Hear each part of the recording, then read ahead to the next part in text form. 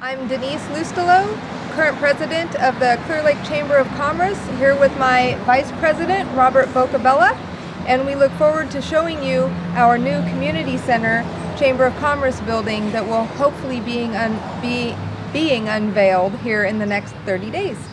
So let's go take a walk. Yeah, we're here in Highland Park, here in downtown Clearlake. Beautiful downtown Clearlake. Absolutely, right on the lake, and we look forward to showing you the new home for the Chamber and the Visitor Center for Clearlake. Let's go take a look. Let's go look. Sounds good. People one of the things that's happened with this project is most of the work has been done by volunteers. It's been a long project, but we're almost in the home stretch. We are. We're going to be in the home stretch. As we take you through the building, I will let Robert explain the rooms because he has volunteered his design business here to help us decorate and do the interior of our project. So the building is actually two functions. It's going to be the Chamber of Commerce offices, our corporate offices, as well as a visitor center for the city of Clear Lake and the county of Lake. So what are you up to here? Oh, just doing a little painting. Trying to get this all knocked out. This home is a very old home for our community. It has been here, I want to say, since the 40s, early 40s, I believe. It was a single family residence for most of its history, and now I'm just proud to make it a community building for everyone. So this part will be mostly sort of display and various other aspects. We're still working on how to just designate the visitor center section versus the Chamber of Commerce. However, Chamber offices specifically will be on this side of the building right now.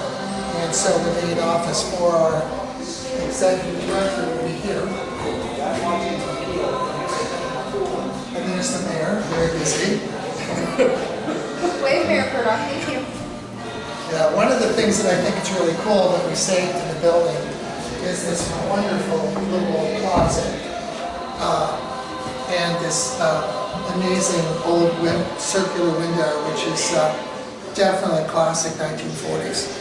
So I do what I'm told, John. That's not around. You know, I've got supervision and inspection right here on site. So make sure I get it done right. It's the first time a designer gets to oversee the mayor. So what about the floors? The floors are original. We're going to be patching, and pretty soon we're working on this. Monday, there's the answer. The mayor has just said it. And yeah, so the wood floors, they're very cool.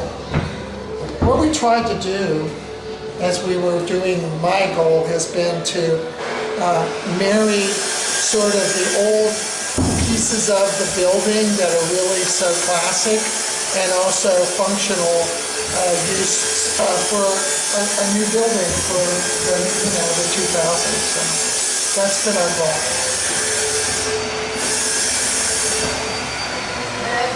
We'll enter down the hallway here and you'll get the feeling of the old home that used to be here. This is storage and other areas, but what we've done here, you can see we've taken an old porcelain style tile, old concept, but it's new and it will function for us. So we tried to tie that in with our original floors. And this is our handicap bathroom. Again, tried to take the hex tiles as an old thing that happened and integrate it into a new building. The wall tiles are hiding. Actually, here's some. So again, green, yellow, very classic colors.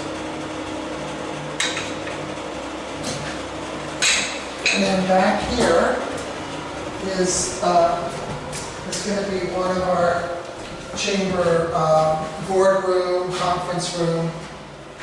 And I believe one of the things he was saying, melding the 1940s style with modern day technology and style, will be the heating and cooling systems that were put in by local vendor. Yeah. It was Performance Mechanical. Yes, actually it was Performance. So Phil Harris from Performance Mechanical has installed our heating and cooling systems volunteer, which is a great thing for the community. This whole project, the way it's come together with everyone, really shows how much we care. We can introduce you to one of our absolute main #1 volunteers. But we need to get him out of here so he's not in the shadow. You need to walk this way, Mr. Van Diver. How are you, Mike? Your name keeps coming up in connection with this project. He's our savior. What are you talking about? What is your favorite part of this project? Getting it done. So what have you done here, Mike? Let's see. Well, that's What has he a little done? of everything. Right now we're just trying to get the tile in and baseboard, and we'll get the floors refinished next week. And it should be pretty much done. So the bones were good? You didn't have to do any structural? No, it's this structure. It's, I mean, built in 1942. I think 42, 46, somewhere in there. 40, Yeah, 45, somewhere in They there. built them to last back then, so yeah, when we pulled all the roof tile off, it looked just like new. It's, they used a 1x6 redwood back then, and didn't have to replace any wood or anything on it. So it's in pretty good shape structurally. So you're pretty happy with the project? Yeah, pretty much. It's taking a little time, but we're getting there. This will be a conference room that can be used by pretty much the chamber, the community, or anyone who wants to probably rent this out or use it as a little meeting place. And the kitchen, we have tried again to bring modern, beautiful cabinets into the traditional colors of the house. Yeah. I believe this kitchen was yellow. That part I don't know, but I like I say, I was trying to use colors that I knew were definitely from the 40s and the 50s. Again, the porcelain, tile to look like wood, and we've used it all through. And then So that was the formal dining area when it was a home, and I believe this was used more of as a utility, but breakfast nook.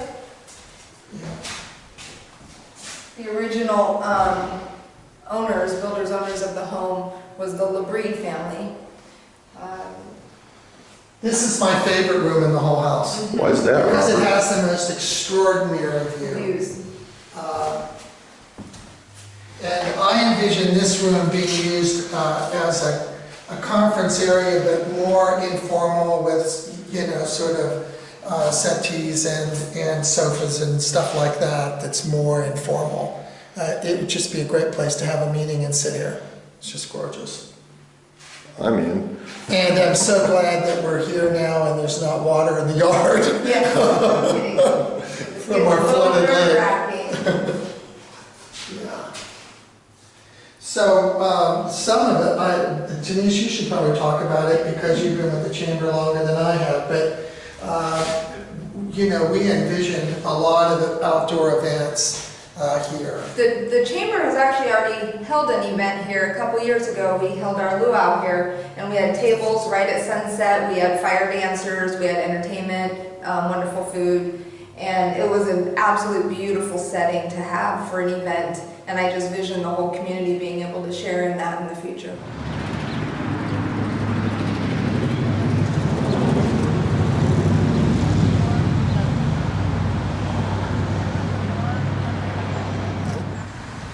The Chamber of Commerce has been told we're going to be able to move in the beginning first, hopefully, week of April 2017.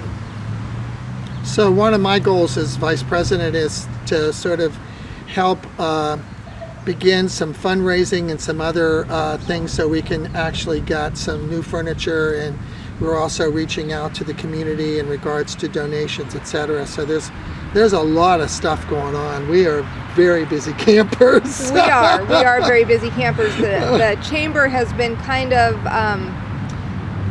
existing over in another city building at the moment till our home here was ready. So we've really been kind of treading water and just doing what we can to keep moving in a kind of a closet where we're at. So this is very exciting for us to finally have this venture begin, and we are up and running, looking for new members in our community that want to come and volunteer their time and be part of a very exciting and growing chamber.